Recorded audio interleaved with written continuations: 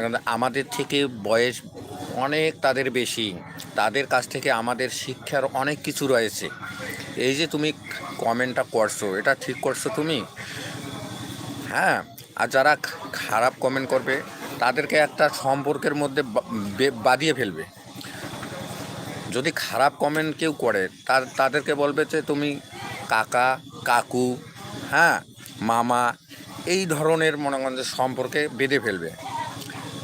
হ্যাঁ, খারাপ কমেন্ট করতেছে, ঠিক আছে কাকু, আমি তো তোমাকে কাকু বলে সম্বোধন করলাম, তো তুমি আমাকে এই সমস্ত বাজে কমেন্ট আর করো না কাকু। যেহেতু আমি তোমার ভাতিজি, যেহেতু যদি ভাতিজি হই, ভাতিজি হচ্ছে মার সমতুল্য, তুমি সে বিষয়ে আমাকে কমেন্ট করতে পারো। আমাকে যদি ভালো লাগে তুমি কমেন্ট করো, আমাকে ভালো ভালো কমেন্ট করো। হ্যাঁ, তোমার জীবনের মঙ্গল প্রার্থনা করছি, এবং তোমার যে মনের মধ্যে এই যে মনুষ্যত্বটা জাগৃত নয়, সেই মনুষ্যত্বটা তোমার জাগৃত হোক, ভগবানের নিকট এই প্রার্থনা করছি।